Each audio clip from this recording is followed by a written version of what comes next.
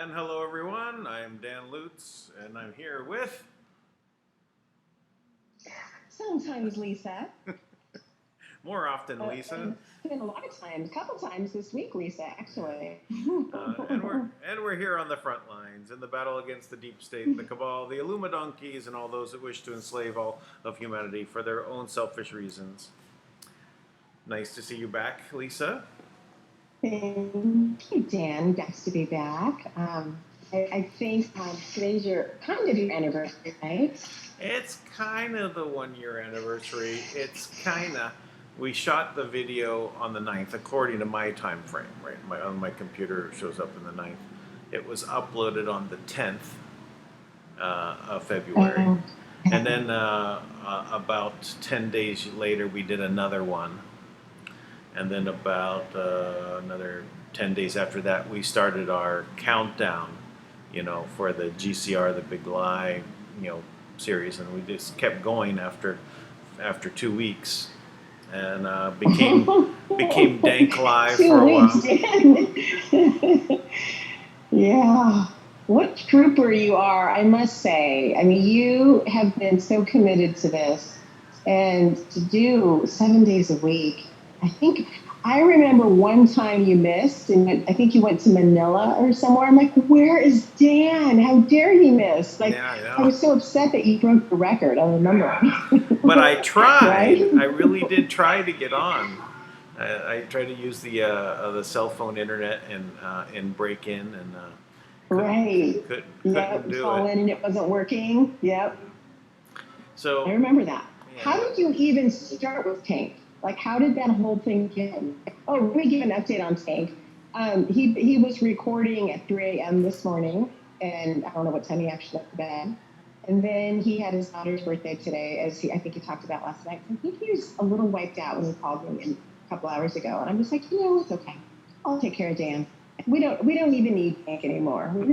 We got this. Right, Dan? Yeah. Thank you. Well, how I started was really just on Lucid Dreamer, that would take Thomas Williams, and so I would listen to that. The short snippets. Yeah, the short, short meaning like 20 minutes, right? 5 minutes, sometimes 5 minutes or 10 minutes. Like 3.5 hours of Thomas, yeah. Yeah. So I didn't even know that Thomas had another show, really. All I knew was Lucid Dreamer. But for a year, I was kind of listening to it off and on, and those things kind of matched up. And somehow from that, I got See, the thing about these snippets, you'd never be able to find Thomas, right? Because you don't know what to look for. There's not a website. It's just him speaking, right? Right. But I think one time he said something about the Speak Project or something. And that's how I looked up the Speak Project. And then I saw the documentation there. And so I was following the blog, right, from the Speak Project. And then one of the blogs, Tank's number was listed at the bottom. And so I called him out of the blue. And that's how I got to speak with him. That's how you got to do this show every night for 7 days. Yeah. Well, I was since he was so much into the what was the things I was so in alignment with the things on the Speak Project, and of course I had no idea about anything he did with really the GCR. It was only in our conversation that it come about, because I was heavy into the GCR, but not from the currency side, from the historical bonds, right? And so from that, and then understanding the money system, and how it was obviously there was something going on in it, and the only thing that was lining up was that this funding came into the U.S. Treasury twice, right? And that was back in, I guess, 2018, right? And that's what I picked up from Lucid Dreamer, is that it was like, oh yeah, it did come in. So how the, so hearing that and trying to verify what was going on, and then there was other little things with people I knew that had some dealings with Kim, and then they kind of like stayed away because they were told to stay away. Right. So yeah. I said, oh, someone said stay away. Oh, there might be a reason to look into this. Right. Yeah, it's funny you say that, because that's what Tank did his show on at 3 a.m. is, opposed to the one he was trying to do the other night that they did partial reporting on and never got that one out, about opposition, what really is opposition. And interesting that some people don't even realize that they are part of that, right? Oh, yeah. They think that when they're being fed, so obviously there's probably paid opposition, right? But some people don't even realize they're part of the opposition system, and they believe what they believe, and they don't know what they don't know, so they don't even realize that they are, which is kind of, I never thought about it that way. So he explained it, so it's kind of interesting. Yeah, even, for example, Heather Antucci, right? With the One People's Public Trust. I kind of followed along with what was happening with her, but all along I said, is it controlled opposition? My feeling is that no, it was not, right? That they were literally were, they were part of the system, and they figured out what was going on, and then they said, oh, we don't want to be part of this, right? And then they took a stand to go against it. But it's you have to really have not just an open mind, but a flexible mind to because once you're going down a road, you may find out it's the wrong road. So like the GCR, I had very credible, serious people in my life that are doing this, right? Right. They have, they have connections in the government. They worked with the government or whatever, and they're you know they're all saying this is going to happen. It has to happen. It's not that it's like there's no choice. The system is crashing. This is the way out. But Okay. the things didn't make sense, right? It didn't, you know, for the Didn't add all, up. yeah. So Yeah. after, already have going through China for 2 years and dealing with everything there, and then being done, I was done. There was nothing more I could do except wait, and then these dates would roll by. What's going on? Why is it not happening, right? And then so when it Right. does, when they don't perform, then it's like, okay, well, what else is going on here? Is there why are they lying? Right. Right. And you've been in the financial world long enough to know probably the games. I was not at all. So I was pretty amazed Yeah. when I found out all Well, this stuff. I was never really in the quote unquote financial world. I was in business world, right? I came from electronics, you know, product development, you know, even uh, even like 3D animation world. I started there actually, but I was a Okay. electronic engineer, electrical engineer, having developing products and I did work in some say satellite divisions at TRW for a while I was going to college, and so I had kind of really a kind of a different business perspective from an engineering side.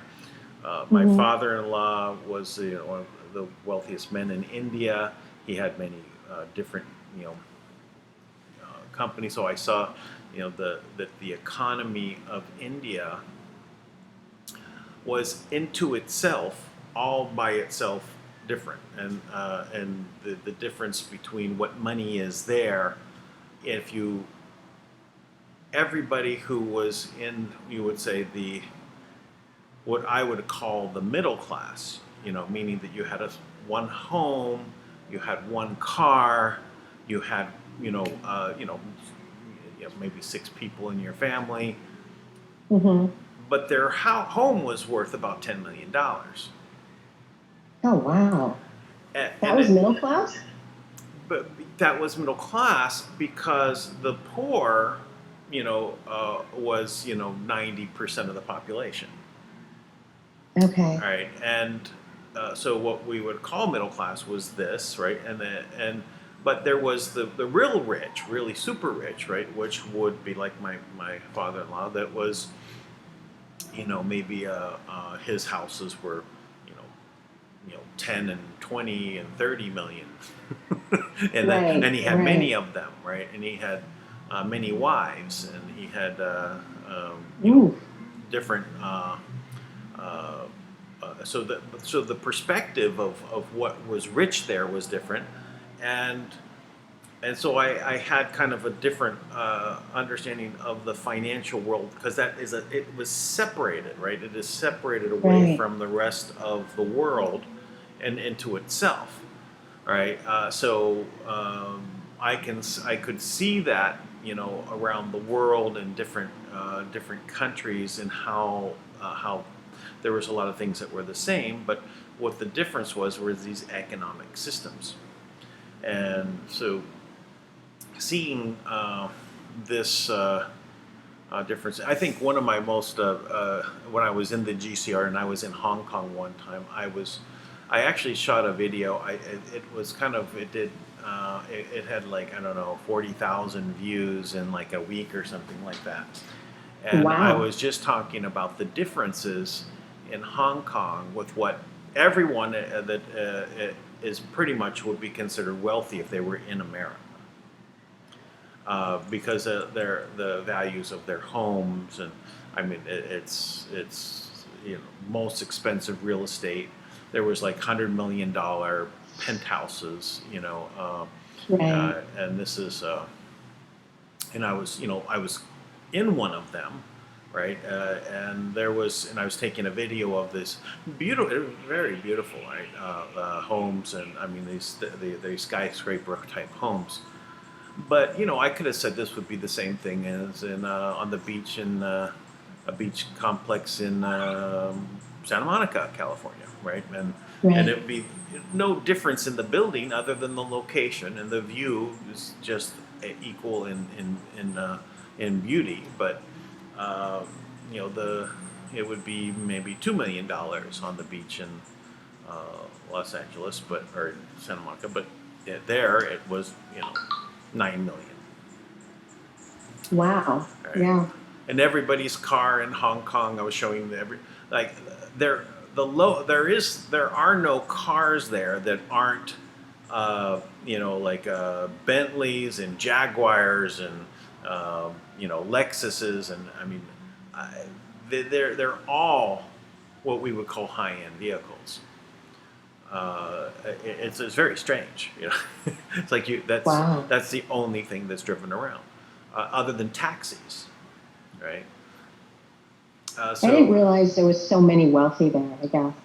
yeah, well, they're wealthy, and it's a completely different level, right? And you can't move that wealth from country to country easily, right? So that it's because of segregation of the dollar and the world reserve currency and all that. So really, these are different systems, right? And everyone has their own system. Back in India, I got to see through my young adult life communism fade away in India and capitalism take root, and saw where it went from 90% of the population being dirt poor. Dirt Hmm. poor meaning that their floors in their homes are dirt, right? Okay. Right. Hmm. To 350 million people being middle class, having a car, for example.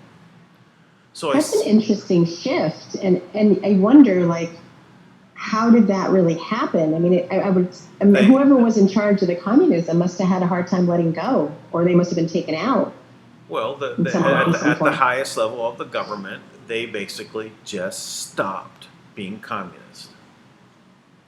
Wow. They just said this doesn't work. They were just they literally said, conceptually communism, to take care of everybody, everyone is the same, and everyone is all. But it doesn't work out. In fact, the only one that literally when I first went to India, I thought I was in a time machine, and I went back to the 1950s because you probably heard like in Cuba, if you go there, all the cars are from the 1950s, right? Right. That kind of thing. Right. So, but all of the cars, and these are new cars, right? They're Hmm. new, but there was no changes in like 50 years. Wow. Literally, it was the same vehicle, just they kept making new ones. They had one. Reproducing the same thing. Yeah, they Yeah. had one of them called the Ambassador that originally was made from a Ford factory, right? And it was a Hmm. big, rounded, like '57 Chevy, kind of look to it and everything, but kind of a little Bentley-ish as well. But only government people would drive that. It was called the Ambassador. That's the name of the vehicle. And then they had Fiats, which every taxi was a Fiat. And so, Wow. right, and these were just because when communism took hold there, the companies that were making these vehicles, right, like the Ford they were pushed out, and the communists took over, and they just no innovation. It just stopped. Interesting. I And, can't even imagine. and Cars, as you know, cars are such a big deal, especially in California, right? Excuse me. Especially in California, right? They're not so much where I'm at now, but in California, everybody cares about their car, right? yeah, I mean it's general. Probably across the whole United States, everyone's kind of into their cars. Like, what's the best one? What do they drive? They hold it for 2 years and get a new one, so on and so on. But to see it actually transform, that it was literally like the first company to come in was Suzuki. Oh, right. Right, Suzuki made a 3-cylinder vehicle and started selling it. I think, in translating to dollars at the time, I think it was somewhere around $4,000. Was that like the little mini Jeep Suzuki that we saw in America, or was it a different vehicle? No, I believe. I believe Suzuki started making them in America. Same vehicle. It was a hatchback type of vehicle, 4-door hatchback kind of car, and it just had, but very small, but Yeah. new, Mm-hmm. and and literally, well, the form of capitalism was always in India. Everyone still had their own little businesses. It was only the major businesses, the electric company, the phone company, the automobile companies, any large manufacturer was owned by the government. And Oh, so, right, interesting. but everyone still had their own little tiny businesses. So as soon as they kind of released this capitalism and let it flow, there, everyone was able to start buying things, and people got paid, you know, uh, more because they were Better working for, wages. Yeah. because they started making bigger companies, and the tech boom really was, what they rode on. They were able to get Western money in, right, and so that actually transformed the whole country to where they had, a middle class, a true middle class. So, but this is really, it was for me, I could see this happen, right, from a very unique perspective, right, and but at the same time, in California, I say they become communist. I see that they literally have stopped businesses from happening. I tried. Right. I mean, I was in battles just to keep businesses going in California, and the way that they structure the laws, it's almost impossible to literally start a business. Right, the amount of Oh, costs that right. are associated with it, the government gets in your way, and then literally Right. it's too expensive. They tax you to death. They permit you to death. I did hear, it's funny you say that because I heard this today from a friend of mine in California I talked to who's in the Bay Area. And I found this interesting that Governor Newsom, so this friend of mine is a real estate agent and had been looking to like build an in-law unit on his property, right? Because he's in a high rent district and he's renting a bunch of rooms out of his home and making a ton of money in the Bay Area because there's people working in the lab in different areas. And he told me today, I mean, he had been looking at paying, I think, $9,000 in permits, and you had to have like a 10-foot setback. And now all of those fees have been reduced to $2,000 because of the housing crisis, and you only need a 4-foot setback. So now he's able to build. Oh, And yeah. So I just heard that today. I had not heard anything like that. So I was kind of taken. I was surprised by hearing that. yeah. So if you went down to Home Depot and bought building materials and brought them to your home, Mm-hmm. Santa Monica would show up at your doorstep and ask for your permit. Right. So right. how did they know? I think they know, but this is what I was told when I lived in California, was a friend of mine managed construction sites, and he said that they would do aerial pictures at night Yep. or every day, and then they would view them the next day, and any changes or buildings going up, Yep. they'd show up at your door. Yep. That's what I was told. Yeah, they would basically do it by way of Satellite satellite pictures. images, Yeah. and they would analyze it. So, right. So it's so restrictive, right? First of all, why do you need permission? Why Right. in the world would you need permission? Right. right? You know, I get some of it. I do.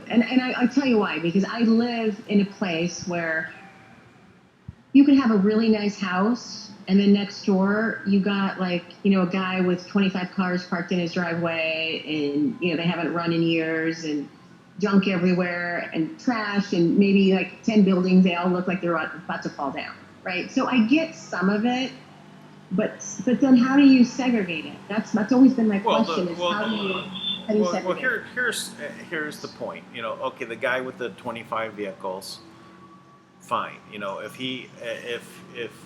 that is what he is, that's the neighborhood that you're in. If someone moves into your neighborhood and they bring that, that's going to happen, right? That's, you know, where you should expect that your neighbor, as long as he doesn't infringe on you, right?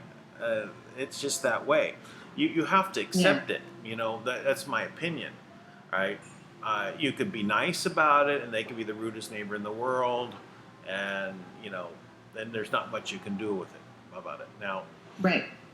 but if you try and have the government come in and get involved, that then you end up where you have to pay, you know, a permit to take your garbage, you know, stack it to Right. in the can, you know, it doesn't stop, right? They just get more intrusive, more intrusive, more intrusive. By the Yes. way, these people are paid like $100,000 a year to infringe on Mm-hmm. you, right? And you're not making Agreed. that, right?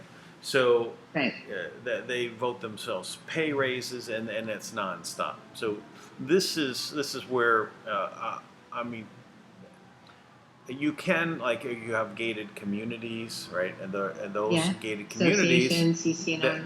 Mm-hmm. they have made their rules, right? So you can't do that. Now even those get crazy.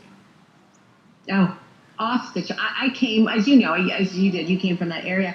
I kind of resist that here.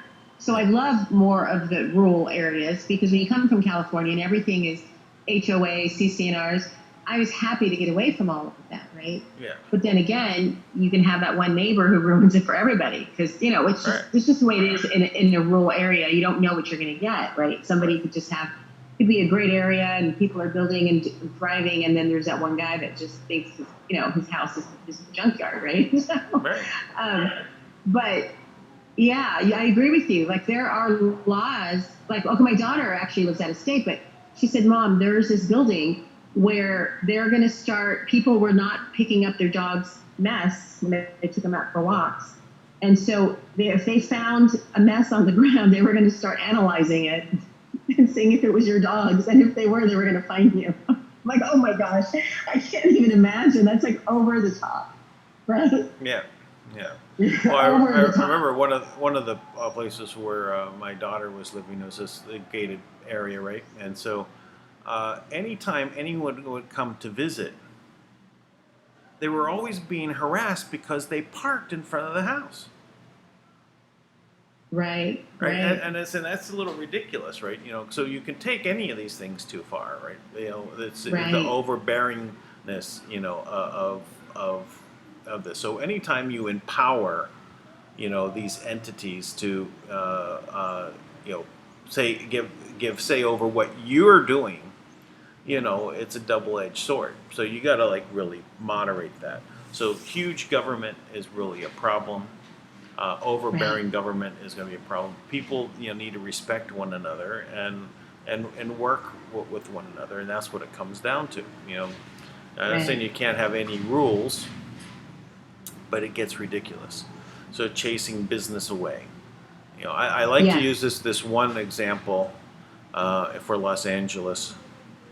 It was, you know, a baker had this idea to go ahead and build a bakery that was for every, you know, like, these bakers consider themselves artists. It was called the right, Artisan Bakery, and it was a huge place. It was previously a bakery, a new business coming in to still be a bakery. But what they would do is they would rent out space to other bakers in this much bigger bakery, right? And so Mm-hmm. you could sell your wares, your bread and what you created from their bakery, right? Plus you can take it and Okay. put it wherever you want. So it's a great idea, right?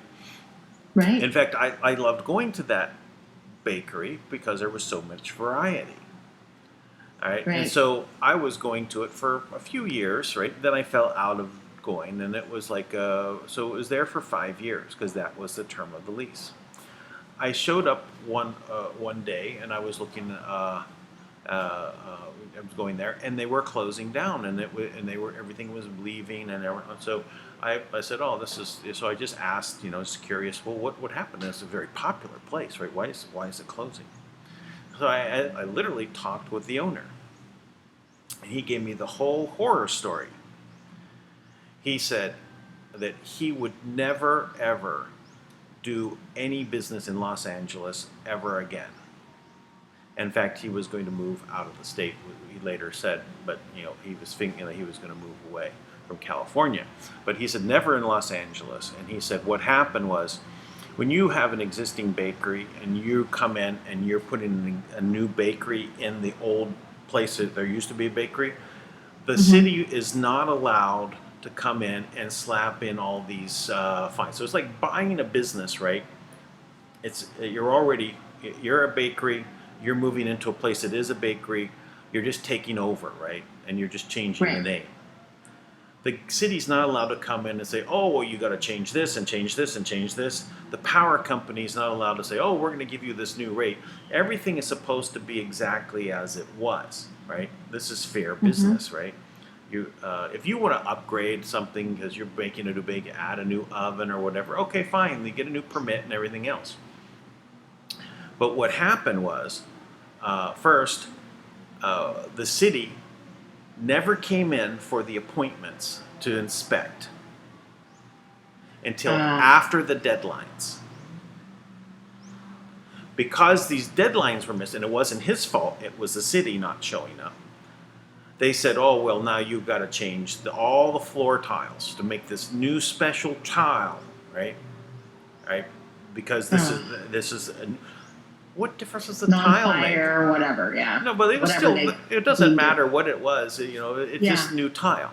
But not just Mm-hmm. that, the ceiling tiles and all of this, and now all the regulations say that instead of stainless steel up the wall, 5 feet, it has to go up 6 feet. Right? All this. So Right. it cost him millions of dollars to renovate. Millions, literally millions. And he was under a lease. He had already signed the lease. He said he couldn't get out of it. He could try to litigate it, but he couldn't. And he said that overall he lost. Of course, in making the business and everything, it was very successful. He was able to recoup some of that, but he said he was still at a loss after 5 years. And I knew Oh, that wow. business they had people out the door, right?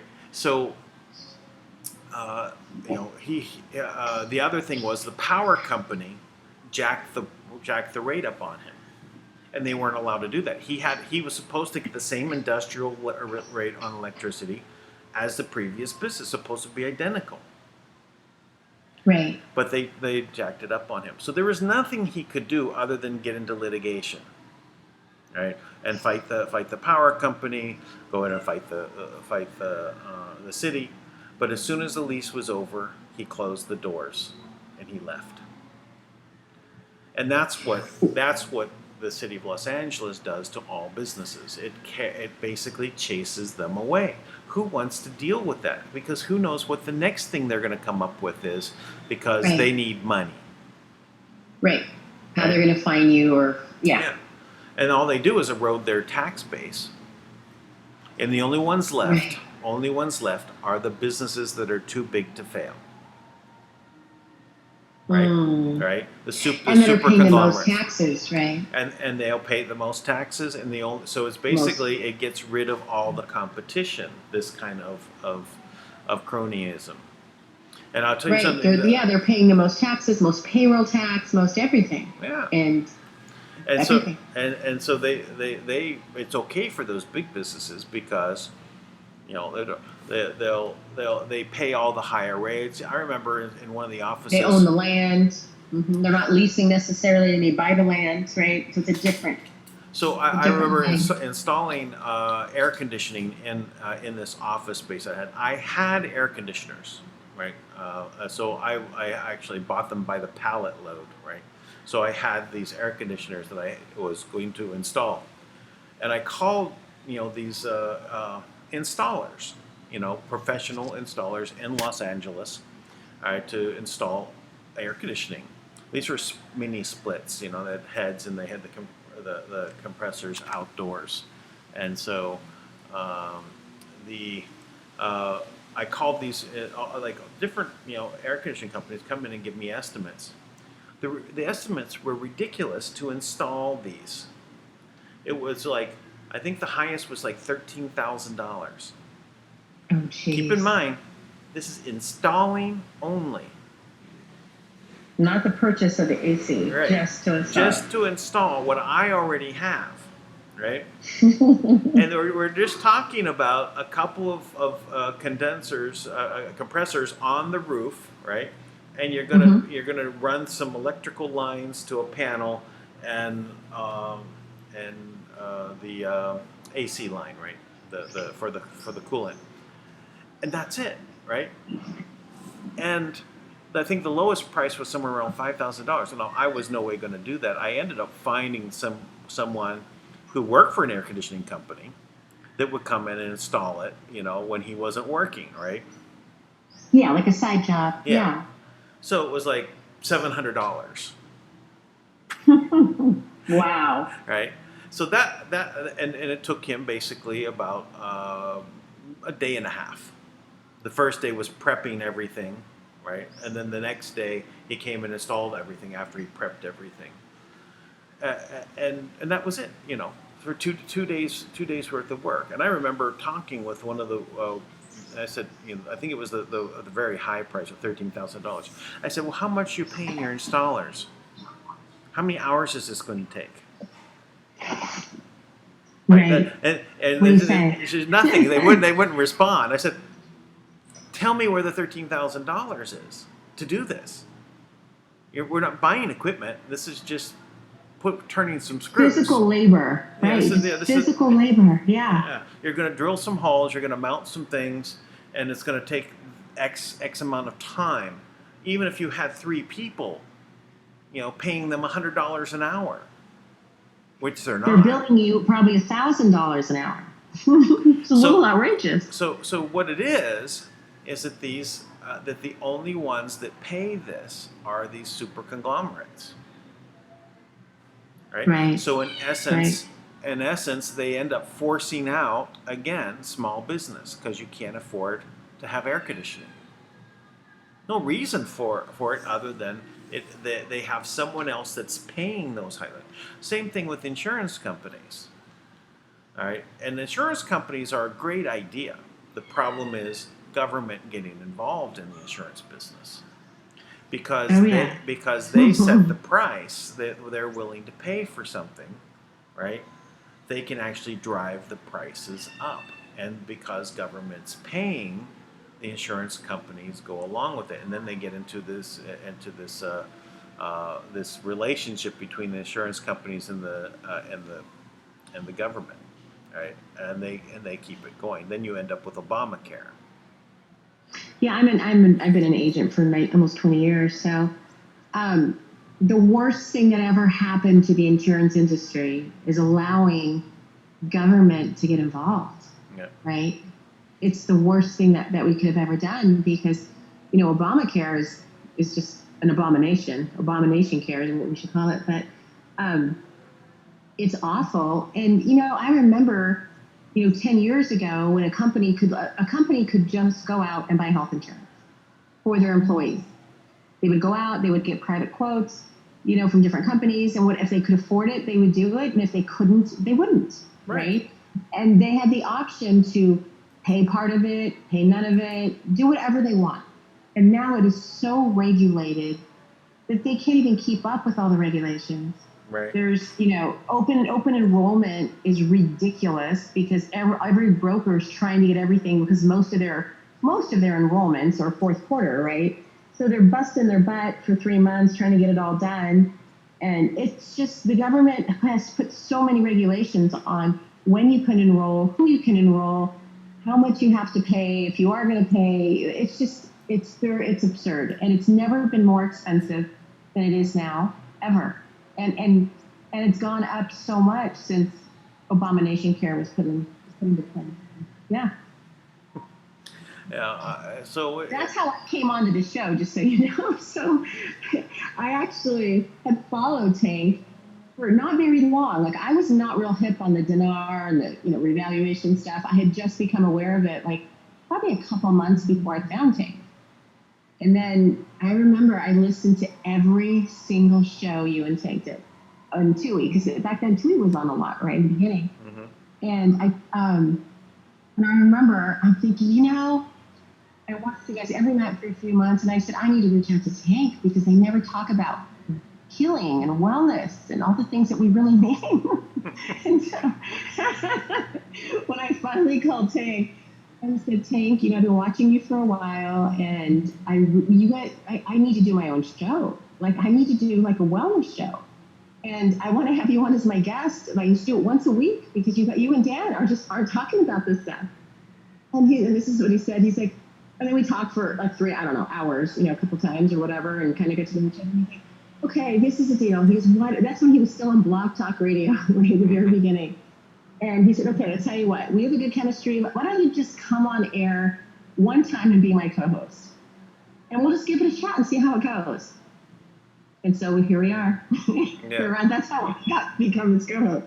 I was going to come on for one show and then jump off on my own to do, wellness stuff. Because I also, even though I've been an agent, that's not, I've also done more on the wellness side and healing and clearings and energy and that kind of stuff. So that's how I got roped into this deal. It's just so we're clear on how we both got here. Yeah, well, I've done about 1,000 videos. I don't have a count right now, but yeah, at least 1,000 videos, and so about 600 or something like that before I started doing with Tank, right? So we're at that's a lot. This is 338, right? So I was doing videos, but all pretty much related to the GCR and TBC coin. That was basically the two things I covered, and the GCR mostly because of my involvement with it was looking at this. But again, I never ever was part of that dinar crowd, or though I was aware of it, and I would people would send me things about it, and I would read it. But I said, okay, yeah, that's just part of it. But even that part of it was to me was a bit crazy, right? I said, I get it. Yeah. They revalue the currency, and then it's worth more. But all of these missed dates, all of this stuff that was going down, and I can see that there was, we were talking about, in the banking industry, how they had to, build themselves back up, because before they were not having to keep any assets on hand, and then they instituted these rules that the banks had to hold like 3% asset and 4% and then 7% asset. Right. At the beginning, as far as when I was young, I thought it was 10% asset they had to keep on hand, and then they could lend out 10 times, right, whatever they had as an asset.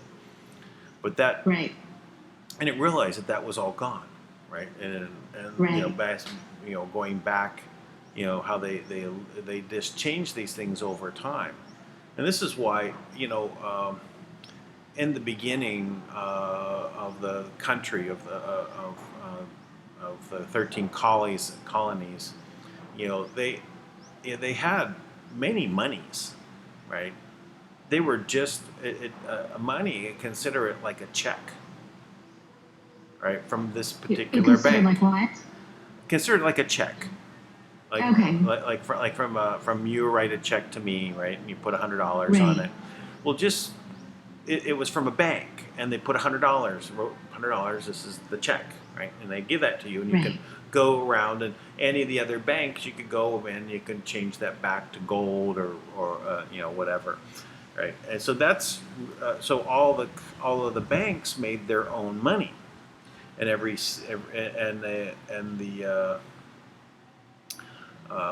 the states would have their own money. So they're the Virginia dollar or the Ohio dollar, right?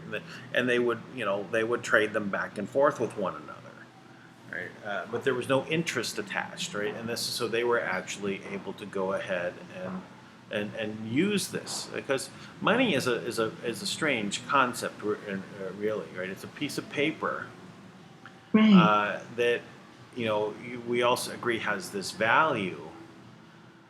But well, let's not even talk. Let's talk about a gold coin. Okay. Let's say that's worth. Let's say it's a 1 ounce. 1 ounce worth $1,500. Worth $1,500.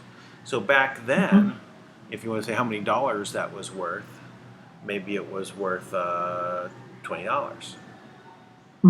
Right. But you'd be able to go and take that gold piece, right? And you would go.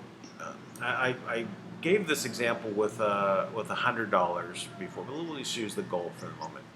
Let's say you came into town and you went to the hotel. You said, "Hey, you got a room for me? But I don't know if I'm going to stay or not." And they say, "Well, we've got a room, but there's a lot of people. But if you give me a deposit, I'll hold it for you, for so many hours," right?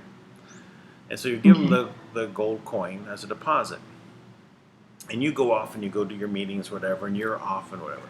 But the hotel owner, has someone come in, and they're going to be they're selling their vegetables, and the hotel needs vegetables for the kitchen, and they say, "Oh yeah, I'll get that," and he gives them the $100 coin or the gold coin, $20 coin, $20 coin, and gets the vegetables. And that goes into the restaurant, and then the vendor with the vegetables, he leaves with the $20 gold piece, goes off, and then he spends it, right, and moves it on to someone else and pays for something for $20. And again, that goes to someone else who pays for something dollars, and then someone else who pays for $20, and then someone comes into the restaurant of the hotel, and then pays for their meal in $20, and that same $100 or that same $20 gold piece gets back into the hands of the hotel. The guy who put the $100 gold, the $10 gold, $20 gold piece as a deposit, he comes back and says, "I'm not going to stay," and he gives them back the same $20 gold piece, and he leaves. Now, here's the thing. How many times did that $20 gold piece pay off a debt or for an exchange? It went many times. Right. So what is that really? So really, what is the value, right? What is the value of that? Because it actually paid off something many times. So right. And so that's the funny thing about money. And if that happened in one day, was 10 times, but let's say the next day it happened 100 times. Right. So the velocity of that coin going from place to place to place to place to place to place to place, paying off something, that's a lot of generated wealth. Right. Right. Because it was 20 times 100 being transacted. Right. Yeah. Right. So that's a lot of wealth that got created and moved around. Right. People ended up with products in their hand. Yeah. Goods and services. Right. Absolutely. But it moved on.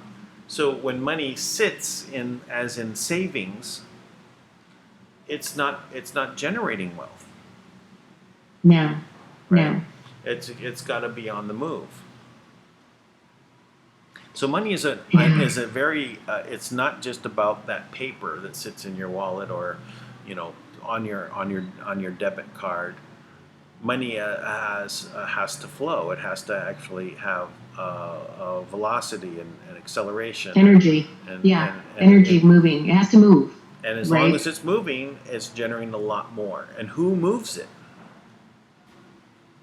We all move it. We move it. Yeah, we all. So the energy comes from us. Yep, it's true. Right? It's true. So money is not just what people normally think about as money, as these pieces of paper in their wallet. Yeah, there's a frequency and energy behind it. That, yeah, I agree with that. So, so when we have this existing system here, which it's because there's interest on it, it creates slaves, and this is it's a hard concept for people to grasp. When I first heard about this, I said, that doesn't make any sense. How does interest? Because I'm charging interest. I mean, it's natural to charge interest. I'm going to give you this money. I want a little bit back in return, right? But this is it has to be. It has to go with where does that interest come from? Where does the money come from to pay it off? It doesn't exist. Right. Right. So right. if you're indebted in the future forever. Right. Because and it gets bigger, and it gets bigger, it just keeps and bigger, growing. Keeps growing, and that's what is invisible. That's what people can't see. Right? It's interesting you say that because I got a credit card thing in the mail, and they give you your balance. I had never even paid attention to like my credit card statement, and it said that if I made minimum payments for X amount of years. It was really just a couple of days. I don't remember the amount anymore, but it was so absurd. It was so absurd. I'm like, and I had just paid that credit card off. So I'm like, okay, thank God. I looked at what it would have been had I kept it, right? I'm like, oh my gosh, I would have been a slave forever, 20 years if I had just made the minimum payments, right? And I look at credit cards now.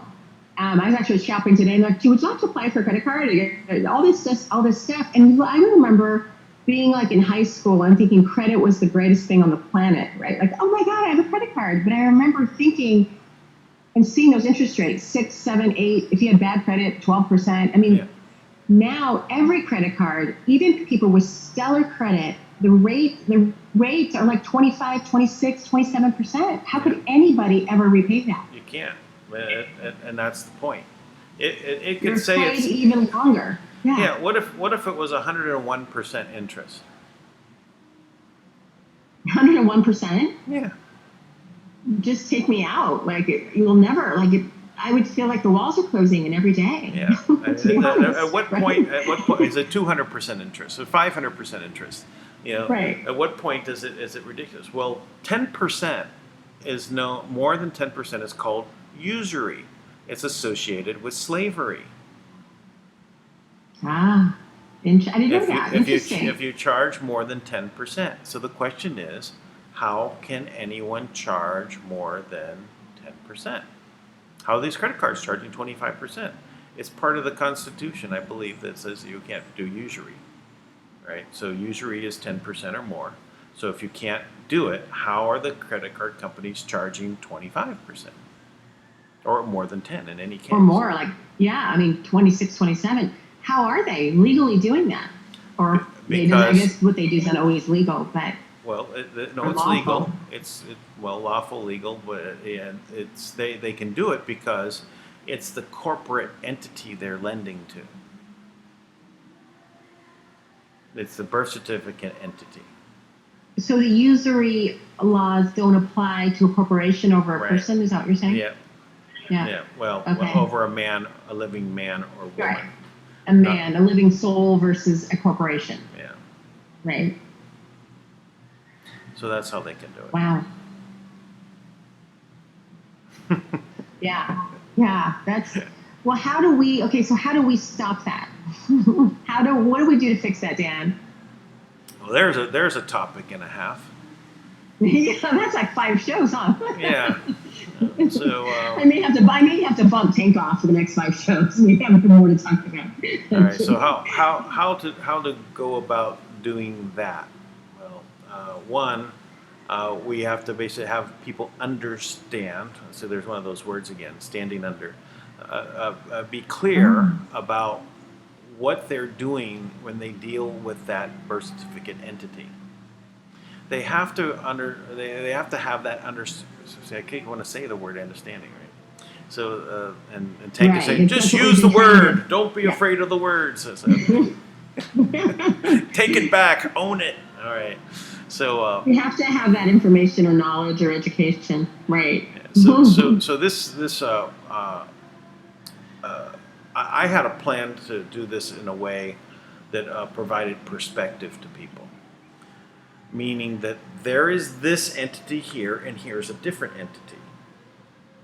Right? If you could basically show this one and next to this one, and you get to use them independent of one another, that this would give you the perspective to know that this one is a government is going to deal with this government / public / financial system, right?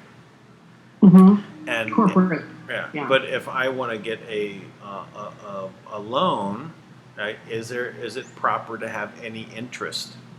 I think that it's okay for there to be interest when you're dealing on an individual basis, right? But when you talk about the government borrowing money, then it's the basis of everything. Where do they get the money to pay back? Is by borrowing more on what collateral? On the energy, on the battery of the people, which is which is what the paperwork is all about. So they can. Wow. So that's the first step, is to have people know what that is by having both of them operational, and that they can see that the difference is. Like a side-by-side comparison. This is what you got two options, or this is the two things you're dealing with. But I was looking at it from a standpoint of let's say you went to your bank website, right, and you logged in, and you had information for you and information for your scarecrow entity. Right. Right, and they were side by side. This was all about you, and this one was all. That would be one way of doing it. But this would, the banks are not going to want to volunteer to do that, right? Because they're all interested in making the 28% interest on the credit cards. Right. Exactly. Yeah. So how do we even? Yeah, I think it's a whole nother show, but getting out of that whole system completely. Well, don't use it. I guess hopefully that's what Kim is hopefully working on, right, behind the scenes. Yeah, you just don't use it. Okay. Right. That would be the way, but there would have to be the alternative, right? And we talked about insurance, but there could be insurance companies that are not part of that, but are part of this. There's were doctors that got together and formed their own little group and bought their own equipment. And then they basically said to everyone, okay, you pay us $50 a month, and then you just come in whenever you're sick. That's really good. Right? But you're right. We have to be able to have solutions for people, for the masses, because the masses are still going to want to get their driver's license and open a regular bank account and get a credit card. And well, what's stopping that from happening is government rules and regulations, right? Right. But you're right. That's the way to do it, is to create a whole new system separate from theirs and kind of do what they've done to us, is pretty much put them out of business because we have such a sweeter deal. Yeah. I mean, that's not what they've done. Yeah. They force people out of business. Yeah. We can put them out of business by offering people, okay, Dan, I'm going to give you two options. Do you want 27% credit card, or do you want a 5.9% credit card? I'll take the 2%. Well, I don't think you quite qualify for that, but I do qualify. I do qualify. We'll give you 2%. I do qualify. I'm just telling you, I qualify for 2%. But I mean, think about that. If people knew what their options were, and that they had, or there were options they could opt out of and opt into, can you imagine what where we could be as as a nation or as a world, it'd be incredible. So I've got a kind of a plan on how that can happen, right? By reversing the flow. Okay. So Let's hear it. So you have both systems are going to basically you have the existing system, right? That is there, and so and I talked about this with Tui, right? And this was I said, okay, the people that walk into the grocery store in Fiji, right? And he said that, well, your friends and family would just show up and they just take things and they'd walk out of the store with them, right, without paying, Right. right? And that, so I mean, that's like the natural thing as a family, right? You don't charge your family and that's all this, so it's like a natural thing. My daughter needs formula for her baby. Yeah. We're not going to say no, right? And Right. And it's like, here, take this, go on, go home, go do what you need to do. So, but I said, but what you could do is you could literally have them pay for the goods, right? Mm-hmm. This direction, the existing system, but because you did it, you get paid because you did something, recognizing that the energy that you took to go ahead and acquire it was also valuable. Okay. Right? So you get paid coming back to you, and what I would say as productivity, right? That you're doing something. So because you're doing something, that comes to you as productivity that you trade back to the government and giving them the ability to make more money, and they put the money back out, and it comes back. It comes to you because you can trade that for money from the government, and then it also where the government is paying out into the businesses and the manufacturers, because those manufacturers are producing something, right? Okay. So they get productivity, right, and they can get the money from the government, right? Because they were being productive. So both like systems, credits. Yeah. Systems operate at the same time, right? But right. What you do is you start one where the productivity is less value because it's just starting, but as more people do it and as more people are participating in it, it gets more valuable. Right, it becomes the norm. It right? becomes the norm, where the other one right. you stop doing. Fades off. Yeah, you just fades away. It just fades away. Well, it's funny because when TANK, because obviously I came to do wellness and be, head up the healing centers at TANK and do that stuff. And I've always said, it's like, I want to create a medical system where doctors are compensated for how well their patients are, not how sick they are, right? Like reverse it completely. Like you get paid if none of your people have heart attacks or cancer or whatever, right? Like you get highly compensated for the healthy ones. I mean, wouldn't that be a great system just to completely reverse it? Well, that is the only way to do it. The way I see it, you have to, you can't ignore the existing system. You have to transition it, right? And the way to transition it is to allow it to keep going, doing what it's doing, but you run them simultaneous. You simultaneously have a system that reverses the flow. The recognition. Yes, you're exactly right. On the other side, see that both sides recognize the value comes from the people, from them taking action. If people don't do anything, there is no value there. Right. Right. So then we are a socialism nation because everybody's just waiting for the government to take care of them. Well, this system actually would take care of anyone that was saying communism, socialism. All of that just disappears because it really solves all the things that they're talking about. It's recognition. What they really want is recognition that the value is in the people. That's what they're.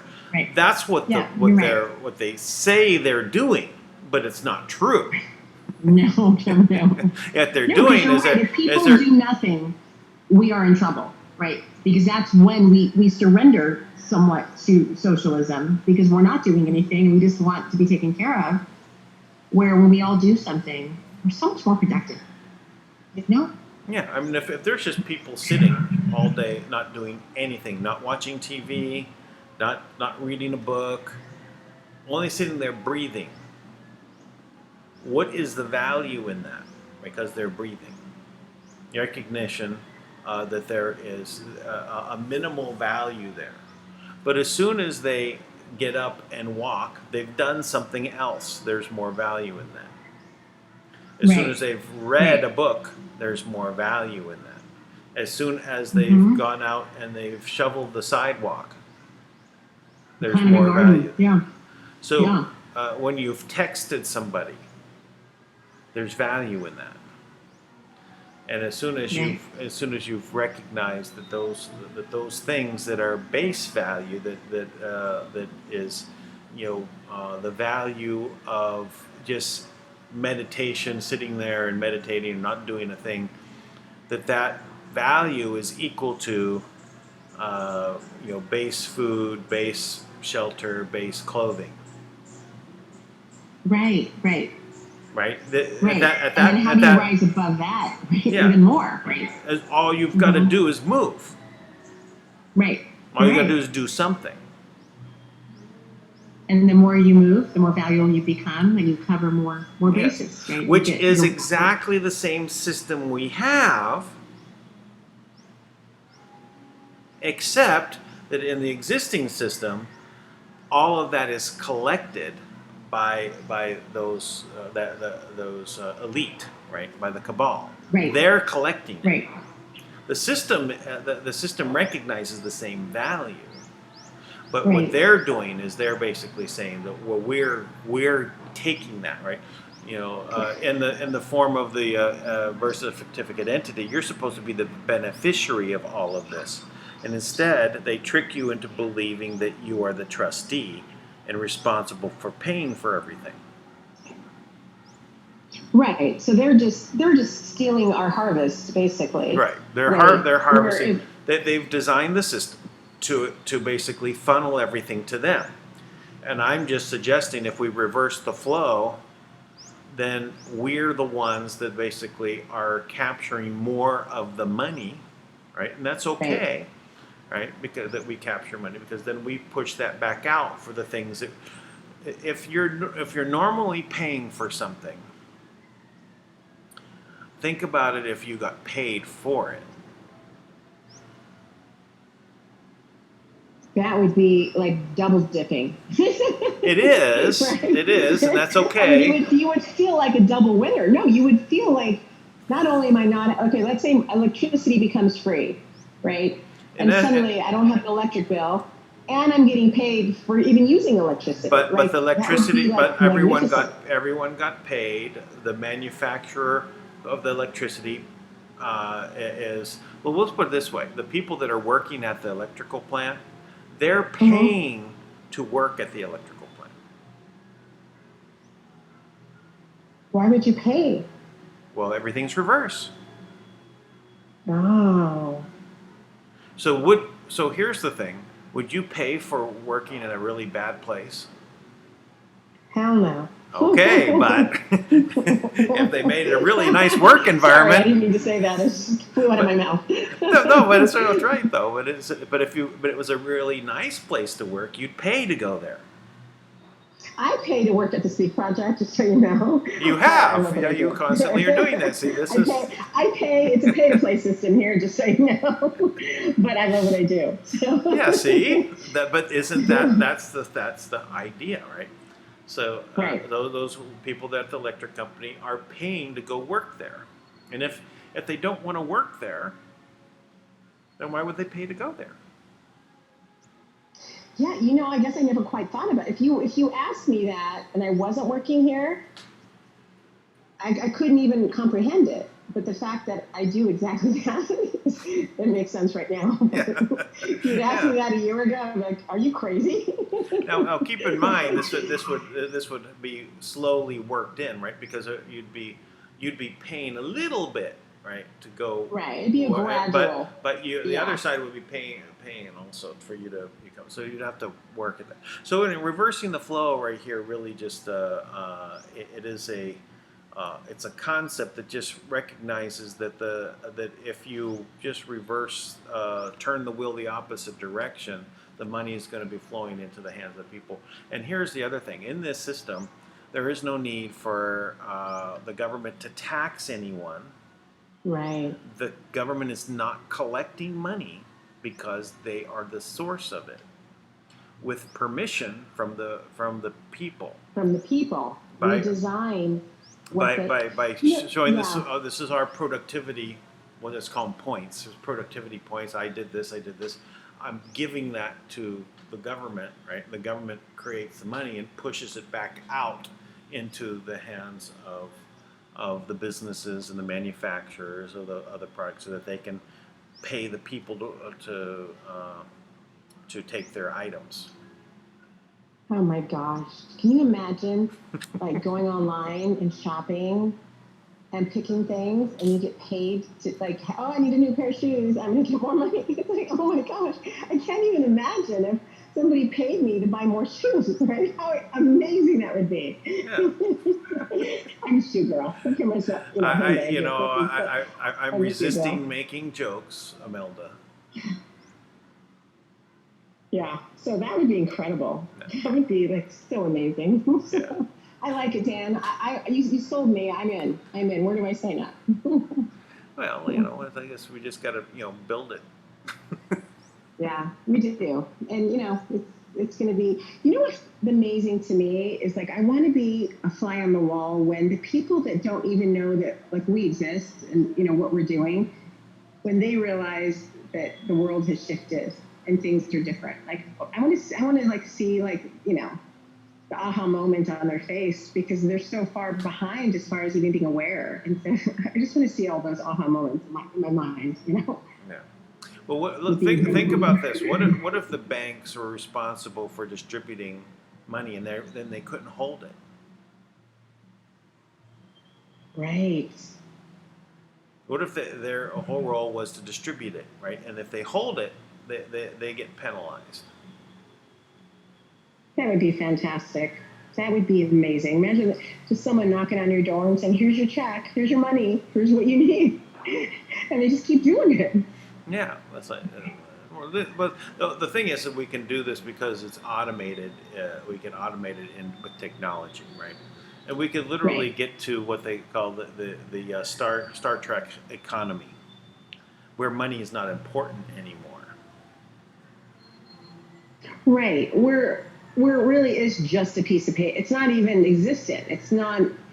It's like you're trading. You're sharing. You're like it is a little bit difficult to comprehend because we've been enslaved for so long, right? Yeah. Well, it's a mental exercise, right? To also try and envision how these things work. So it's how to think different, right? You think you have to. One really good way to think differently is just reverse the thought. Right. So the action is then reversed, right? I was working on this concept of the reverse with a friend of mine, and we discussed this going back probably maybe about 6 years ago. To how to really build a reverse system. So we started, thinking about, what does that mean? And in the end of this, we realize that the things that we don't want to do, pay taxes, right? We don't want to do that, and we don't want to do accounting. No. Right.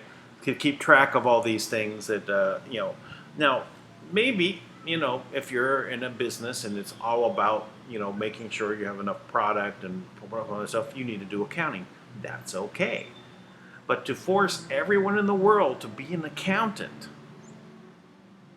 so that they can pay taxes.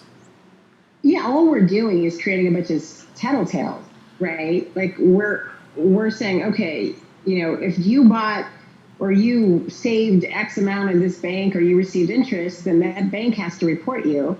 And then if you don't report it, so everyone's reporting on each other, and we have to get rid of that tattletale idea. Well, that's part of it too. Yeah, I mean, there's a lot of negative things that come out of that, right? Because it's people keep working their way on how to avoid it. There's a lot of energy put into avoiding doing it. The only ones successful are the ones that have the most amount of money to do it, to basically avoid it, and so it ends up only affecting the people that are in the middle that pay all the tax. So this is not. It's not a good. There's an energy behind it too, Dan. Like, if I'm coming from energy work and doing that, it's like we have to learn how to open up energetically to receive, whether it's receive love, money, abundance in every way, because we're so taught that we have to pay out, right? Like taxes, we got to pay this, we got to buy this, we got to do that. Where we have to open up our whole frequency and energy to learn how to receive, right? Yep. And that applies in all areas of our life, right? Like, if some people are blocked off to love, giving love, receiving love, and the same with money. Money holds its own energy, and some people have a bad relationship with money, right? And so it's kind of healing that relationship with money, with all kinds of things. So people have a bad relationship with money because they don't have enough of it. right. Or there's a belief system right. No, and I think that there are also belief systems like money's bad or evil, or money's a real or evil. And I don't believe that. I just I don't think so. But I believe that the existing money system is a symptom of evil. Is bad. Yes, I agree with you. Right. And because they charge interest.